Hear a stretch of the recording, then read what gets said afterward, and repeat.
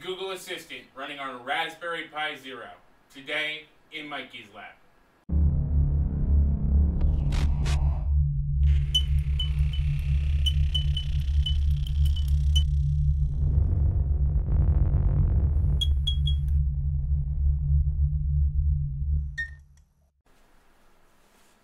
Hi, and welcome back to the lab. If this is your first time joining us, go ahead and click that subscribe button down below to ensure that you get the latest news on DIY, science, technology, and engineering. Today in the lab, we're getting the Google Assistant running on a Raspberry Pi Zero. This is a particular video that has been requested by a lot of people and has been a long time coming. It required a lot of research to figure out how to do it since the latest version of the SDK does not support the Raspberry Pi Zero natively because it is precompiled for an ARM7 processor. So let's just jump right down. Let's take a look at the experimental setup that we have. We'll move over to the PC and go through all of the setup steps required to do this and demonstrate it running on the Raspberry Pi. So lab code up. We're going to learn something today. Alright, so we've come down to the bench now, and most of you that have been with this channel for a little bit will recognize this experimental setup over here. We have a Raspberry Pi Zero right there. We have our HDMI monitor here for the local console. We have our USB sound card. The output of the sound card is mapped to our TV, so you should be able to hear it through this studio mic, which you can't see. And then we have this USB hub, since the Raspberry Pi Zero only has one USB.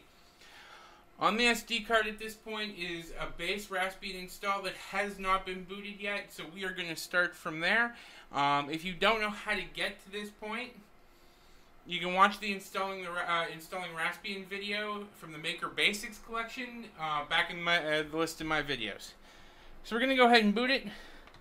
I'm not going to put a whole lot of emphasis on the steps of getting it booted in the first initial setup parts, because again, that's covered in that Maker Basics video.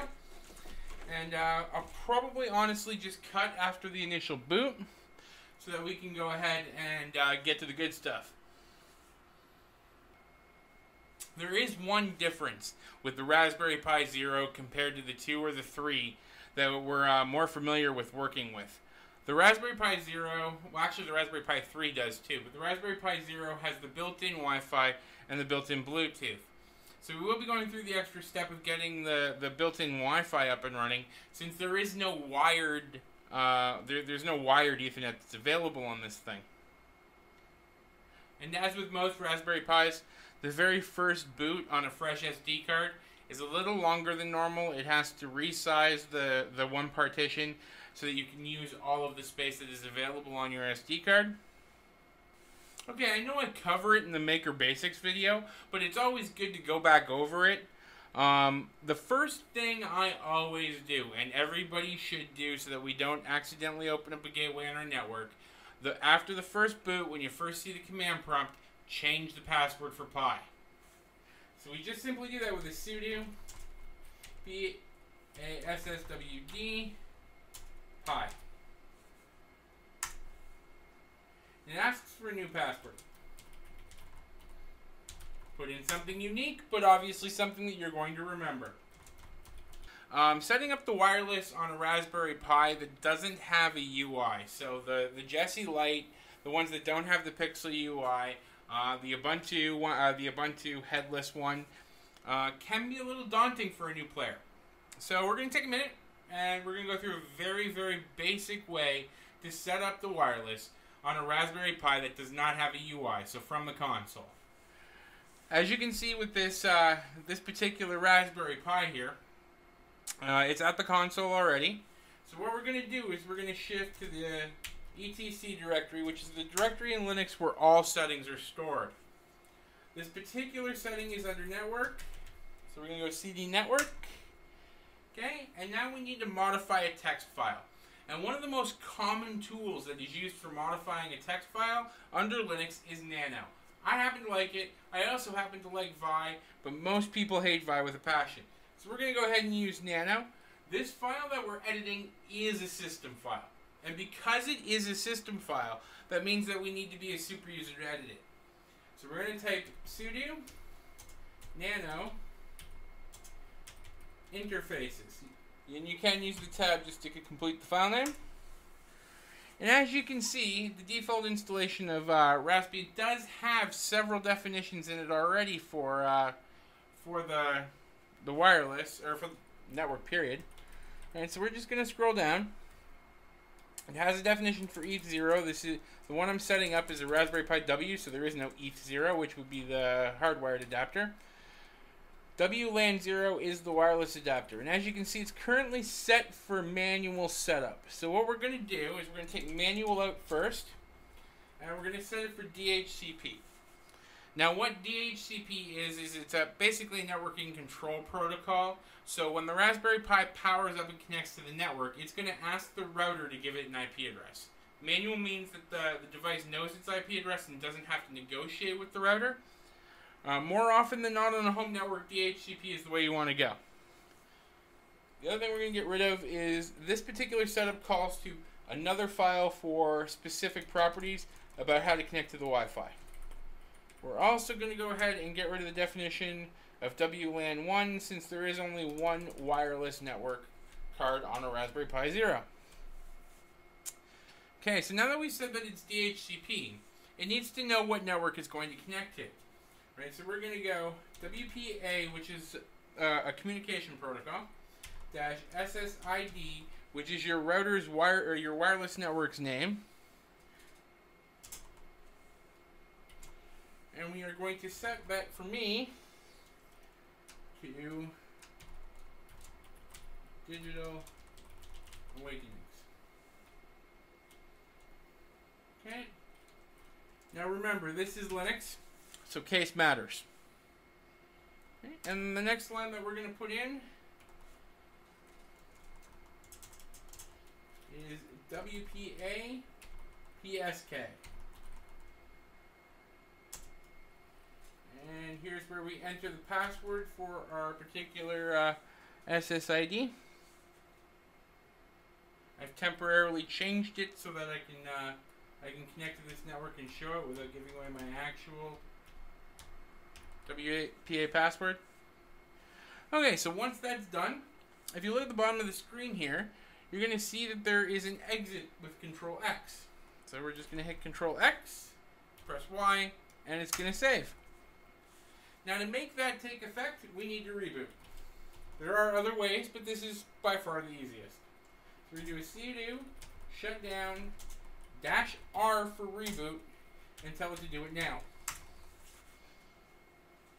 And you're going to see a screen that looks very much like the starting screen that you would have seen when the Raspberry Pi booted, except it's going to say stopping.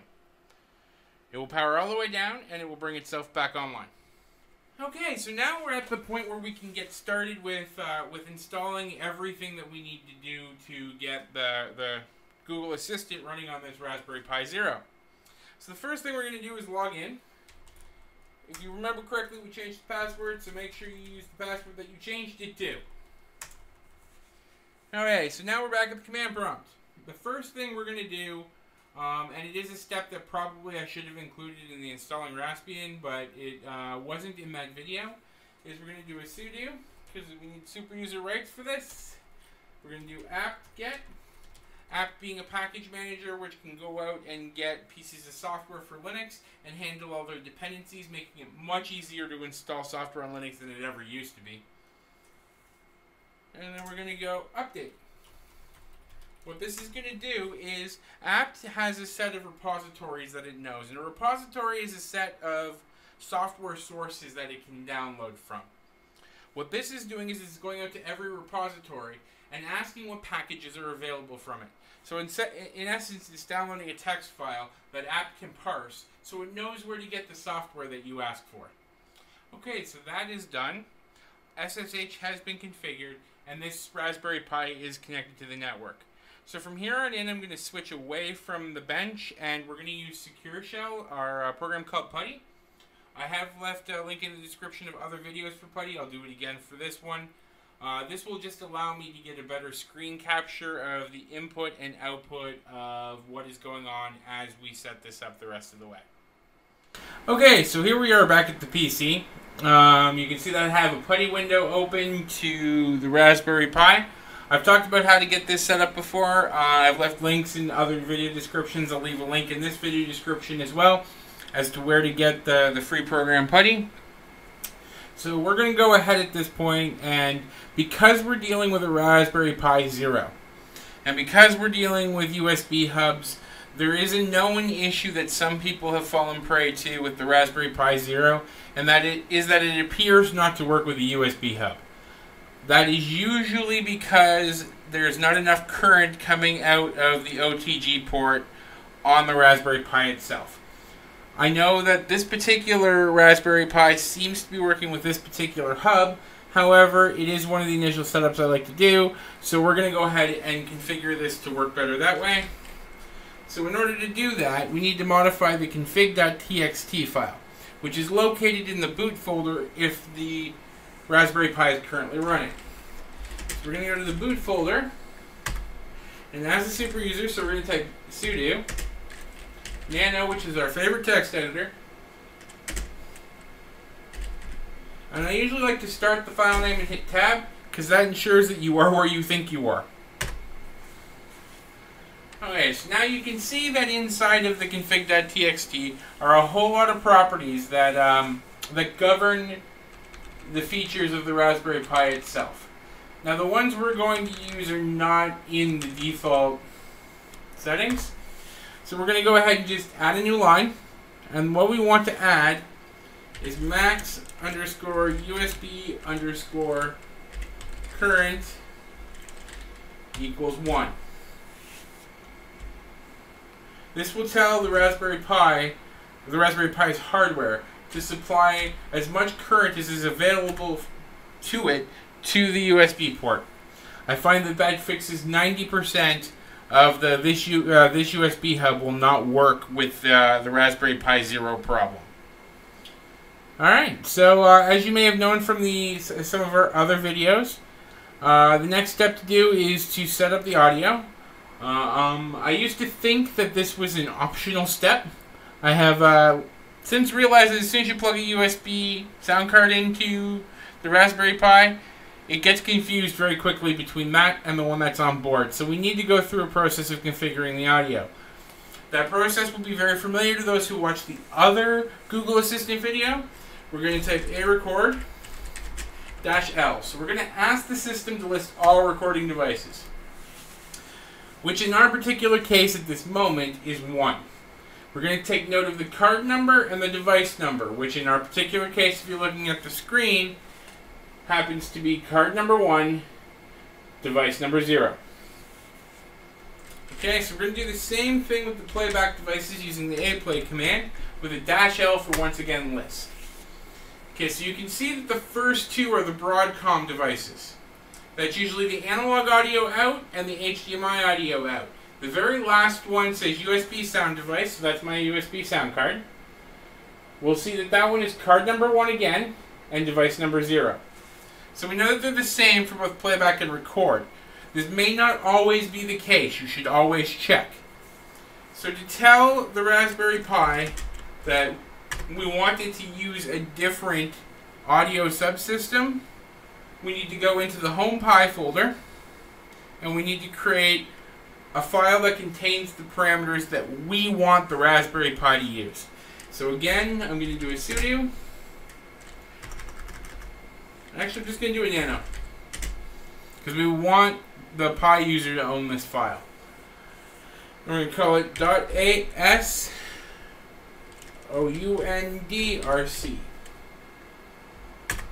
Okay, this is going to open up a blank text file since the file doesn't exist. So we're going to basically create the PCM parameters for the audio device here. So we're going to start off by saying that we're creating the PCM parameters and that it is not the default settings that we want it to use.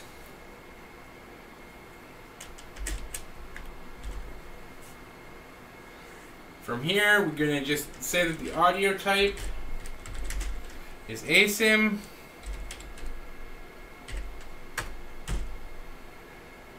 and that the capture device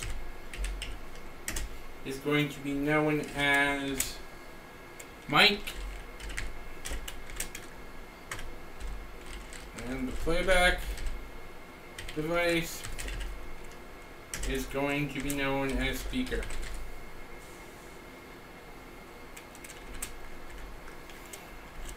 There are a ton more options that you can put into that particular block. If you're interested, Google's your best friend. Okay, so from here we need to define what mic and speaker means, because when the ALSA sound mixer tries to read this, and the ALSA sound libraries try to read this and work with this, they're going to look for definitions of mic and definitions of speaker for the input and output on this particular device. So we're going to go pcm.mic. Again, this is Linux. Case matters. Make sure it matches identically.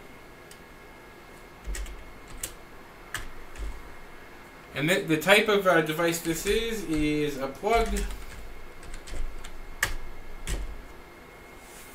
Right, and this device has a slave to it, which will be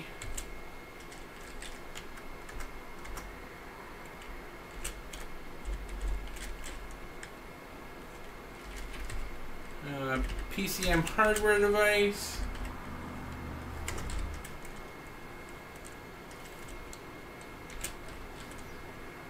Card 1, device 0.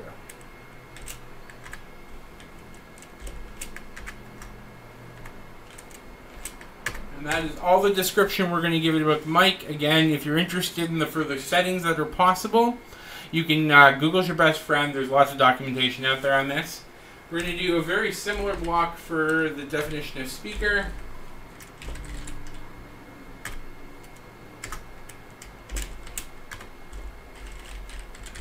Type is once again plug. It has a slave device, which is PCM, and it's hardware card 1, device 0.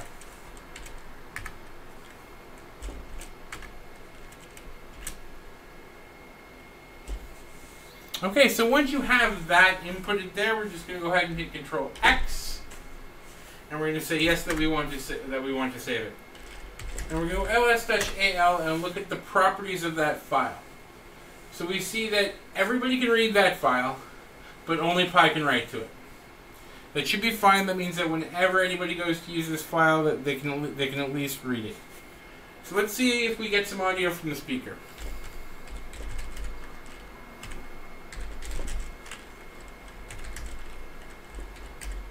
Front, left. Front, left. And as I'm sure you can hear, we are getting audio out from the actual Raspberry Pi. Okay, so for the next test, I'm just going to reach over here and turn on the power for the condenser microphone that is connected to the Raspberry Pi. Alright, so we know we can play audio. We know we set up the audio device. Let's see if we can record audio. This is a simple record command. We need to specify what format we want to record the audio in. In our particular case, this is S16_LE. Again, there are lots of options. If you want to know what each of them is, Google's your friend. Feel free to leave a question in the comments. I'll be happy to answer any questions that you have. If I don't know the answer, I'll go find the answer for you and we'll both learn together. Okay, so the duration 5 means to record for 5 seconds. Rate equals 16 kilohertz, because we don't need CD quality audio here. The file type we're going to create is just going to be a raw file, simply because that's the easiest to work with. We don't have to worry about encoding. And we're going to call it out.raw. So when I hit enter, the Raspberry Pi is going to start recording for the recording audio from our USB sound card for the next 5 seconds, and then it's going to write that out to a file called out.raw. So we're going to go ahead and click enter, and this is a test of the audio system for the Raspberry Pi ability to record audio. Alright, so I got cut off there in the recording, but it will work for what we need. So now let's see if it actually recorded it with an aplay command. Format again being S16_LE. We need to specify the rate of 16K, so we do not sound like Alvin and the Chipmunks. And we want to play out.raw.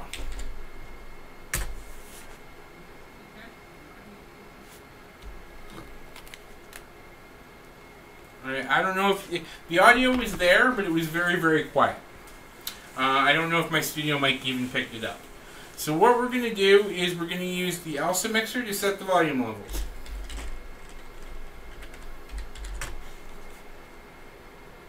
Okay, so the first thing when you come into the alsamixer, and this has bit me a few times, if you look up here, it tells you the card and chip that is currently using. Right, so we need to go ahead, we need to hit F6 to select a different sound card.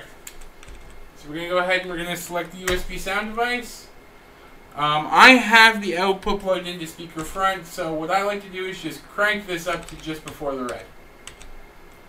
I also, while I'm here, I like to go over to the mic and crank its gain up to just before the red.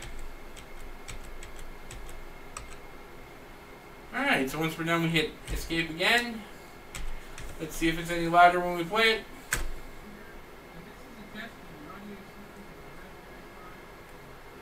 It is a little louder, but I still don't think you're hearing it, so we're going to record it again.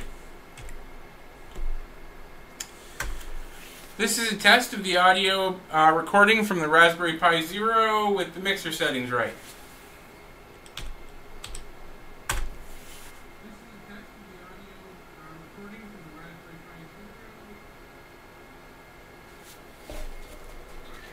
Okay, so that is working. It's not putting out a whole lot of volume for me. I have a feeling that it may be my TV itself that's having issues, but it's definitely hearing me, which is good, and it's definitely doing a playback, which is good. So we know that the audio hardware works. And this is a fairly straightforward procedure for the device itself. We're going to once again do a sudo command. We're going to use apt-get to get the majority of the packages for us. First off, just the Python one. So apt-get install Python 3-dev and Python 3-virtual environment.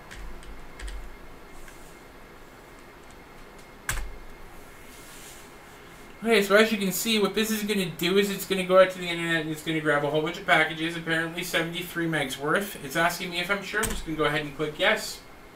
It's going to download that software from the internet and install it onto this Raspberry Pi, and we'll come back as soon as that's done.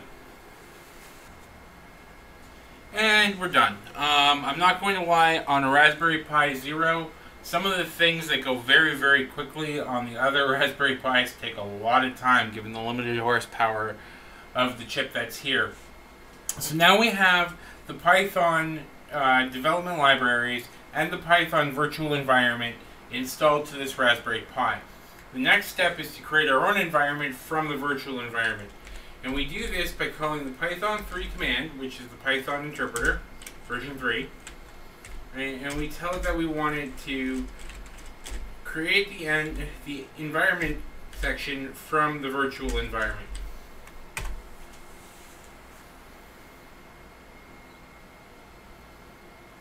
Some of these commands, as I said, take a lot longer on the Raspberry Pi Zero and get to the point that I really wish they'd given me some kind of progress indication. You can, while you're doing this, look at the Raspberry Pi Zero itself. There is a green activity LED on it, which when most of this is running will remain pretty much solid. Okay, so that's finished. So now we're going to use the environment we just created.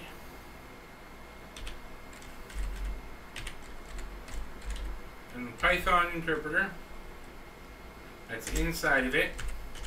And we're going to call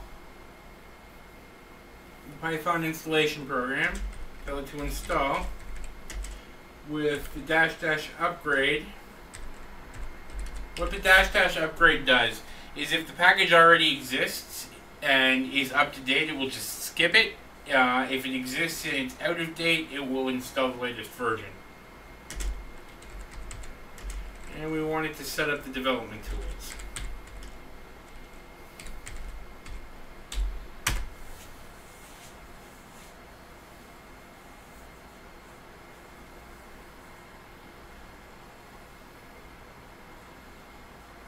Again, my kingdom for some kind of feedback. Oh, look, there it is.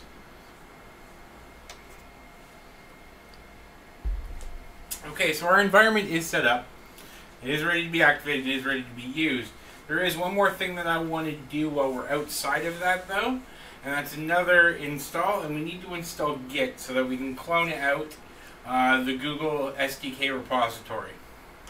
And we do that again with a sudo command because we need to be super user. And it's again an apt-get and install, and we want to install Git. Git is a source code repo. If you're not a programmer, you might not be familiar with it, but it basically allows multiple people to work on a project at once and ensure that nobody steps on each other's toes while they're all programming. But it also allows for open source programs to have developers scattered all over the world, and for you to be able to pull out various versions of the source code directly from their repository.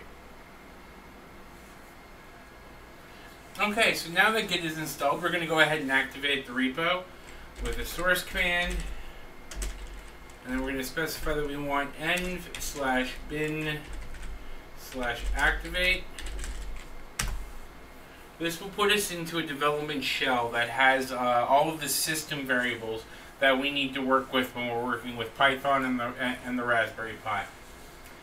So the next step is to go ahead and get the Google Samples Assistant SDK source code, and we do that by using Git, the program that we just installed, with a simple git, and we say clone because we want to clone the repo that's that we're providing, and the repo's address is https://github.com/Google Samples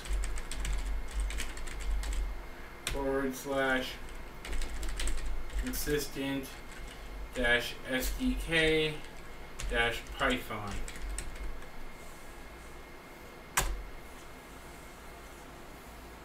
And what this is doing is going out to the internet, it's downloading a copy of that SDK source code, and it's placing it into a folder called assistant-sdk-python. Okay, so from now, from this point, we're going to start working with the grpc stuff itself, because that's the level that we need to go to get it to work on the Raspberry Pi Zero. So we're going to create a new project folder, I guess is the best way to describe it. We're going to copy out a subfolder of that SDK with a cp-r, which means recursive. I want you to copy all the subfolders and everything that's in the subfolders from this. The source is going to be the assistant SDK Python that we just cloned out. It's going to be the Google Assistant SDK, and from in there it's going to be Google Samples, and it's going to be the assistant, and it's going to be grpc. And we're going to name, I guess, our project folder. I'm going to call it 0 example. Okay, so now we have a folder called 0 example with the grpc samples. The next step, of course, is to install the auth tool so that we can authorize this particular client. And that's a Python command with, again, a -m. We're going to use pip to install it. Again, we're going to say upgrade in case it does exist.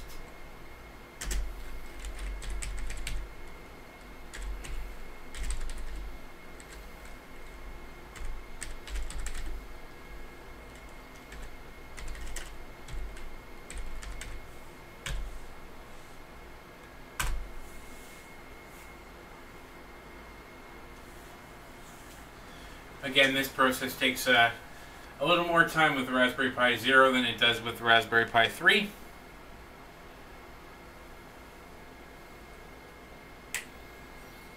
Okay, so now we need to send the secrets file, or the authorization token that we downloaded from Google before If you're not sure where to get it, if you look at the other Google Assistant running on the Raspberry Pi 2 video, it is located in there. I will also put a link in the description below.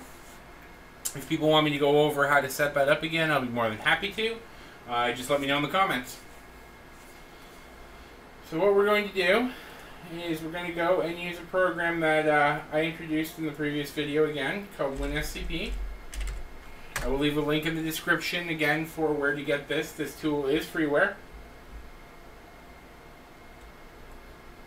Okay, so what we have here, for those that have been involved in computers for a while, it's a very Norton Commander-like interface. On the left-hand side, you have your local file system, and on the right-hand side, you have your Raspberry Pi. Okay, so what we want to do is we want to go basically up a directory here. We're going to drive C. And we're going to go to our downloads folder. And here's the client secrets that we had before. So we're just going to copy that over to home/pi, which you can see right there. And once that's done, we can go ahead and just close WinSCP. That was really all we needed it for. Now if we do an ls-al, the secrets file is there.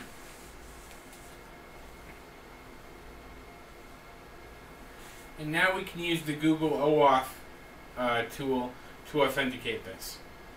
So that's a google-oauthlib-tool client secrets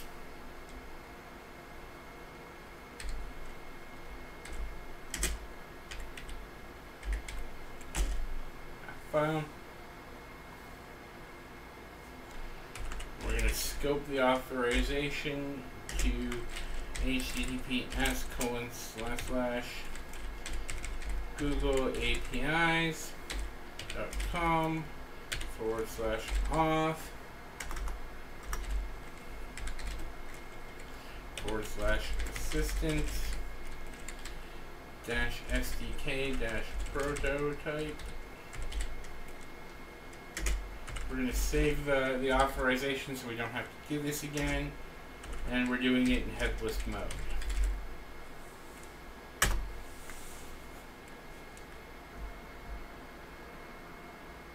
Okay. I'm going to open up a browser window.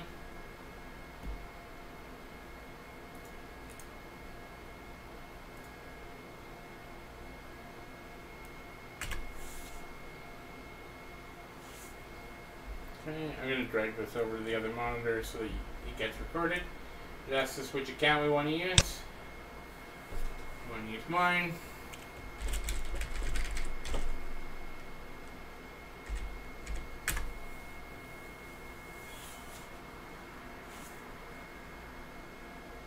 Oh yes, I changed password.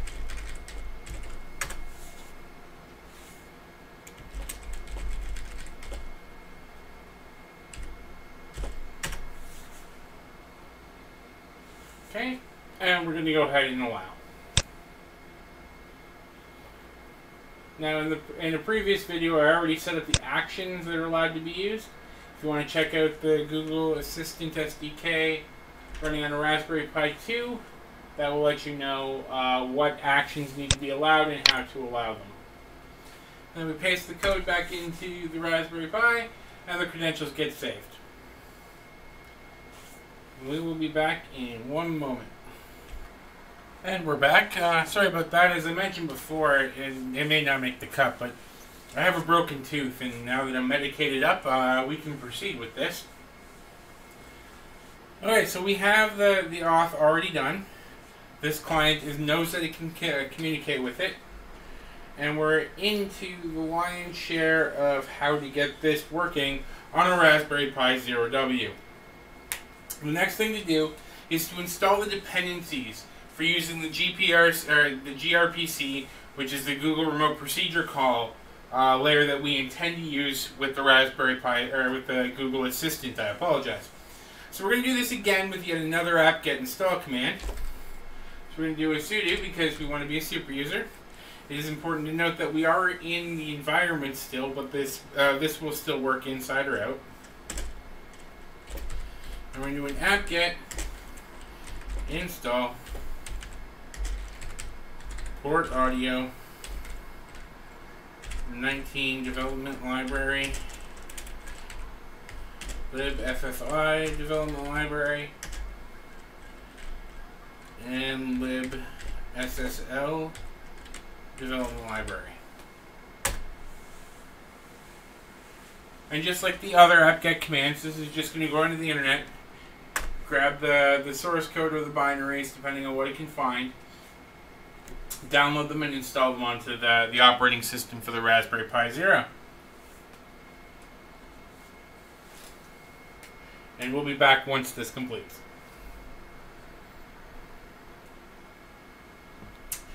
And we're back.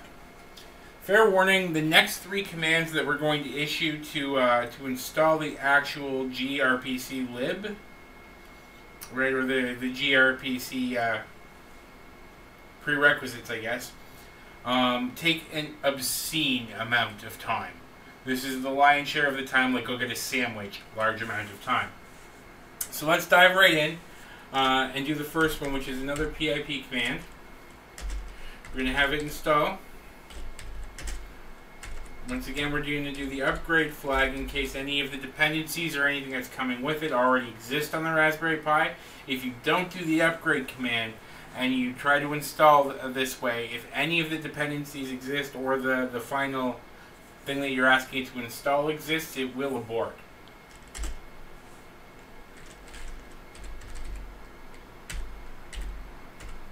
And we're going to do the Google Assistant-grpc.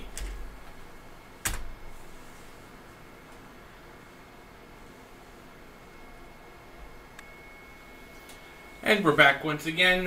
For you, that was a couple of seconds. For me, that was 43 minutes.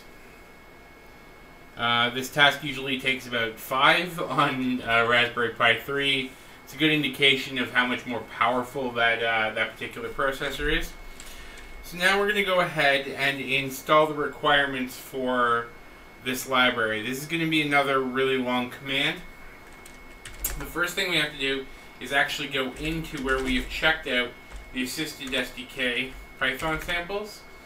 Right, and you'll find in here, once we go into the RPC thing, that there is a requirements.txt. Right, and there's the requirements.txt. So this time we do a pip install upgrade -r to read a file.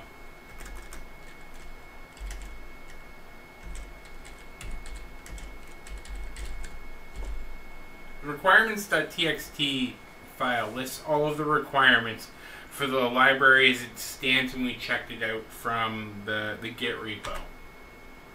So this is going to go ahead, read all of those requirements, and ensure that they are all installed.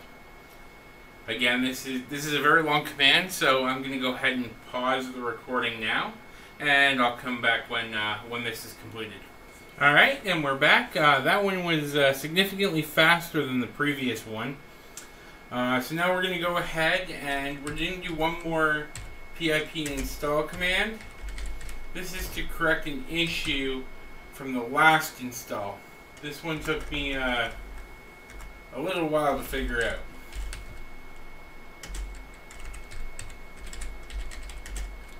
And that is the URL lib version 3. Okay, so now we're ready to test the audio from within the Google samples to ensure that it can actually hear us and process the audio itself. So the way we do that is we use an audio helper's Python script that is included in the sample that comes there. You can see it there, the audio helpers.py. So we're going to go ahead and go Python version 3 execute audio underscore helpers.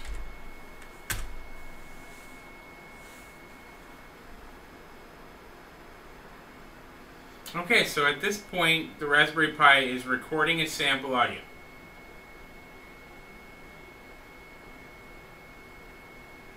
The playback is still very, very quiet, but I can definitely hear that it's there.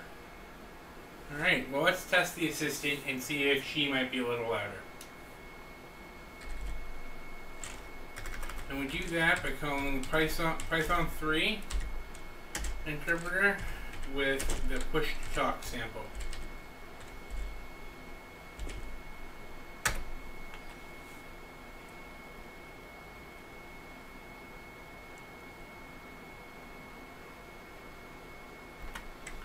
Tell me a joke. One joke coming up. How does our solar system keep its pants up? With an asteroid belt. What is the weather in Kitchener for tomorrow? Tomorrow in Kitchener, it'll be partly cloudy, with a high of 19 and a low of 7. How is the Stanley Cup going? Yesterday, the Predators lost to the Penguins 5-3. The Predators will face the Penguins tomorrow at 8 p.m. The Penguins will play the Predators on Saturday at 8 p.m. For other matches, try asking about a particular team. Alright, so there you have it. The Google Assistant running on a Raspberry Pi 0W. Now obviously we haven't reached the end of this race yet. We've got it up, we've got it running, we've got a couple of new directions that we can go in. One being the hot words integration has been requested by multiple subscribers on my channel, so you can bet there'll be a video coming up on that. We'll also be doing another video on integrating push button interaction control because that's what I need for the 8x8x8 LED matrix. So that will be coming up too. Once we've gotten those done, we're going to take a step back. We're going to look at the other products in the Google's API.ai and see how we can bring the assistant in and start controlling things like home automation and the other services that Google offers.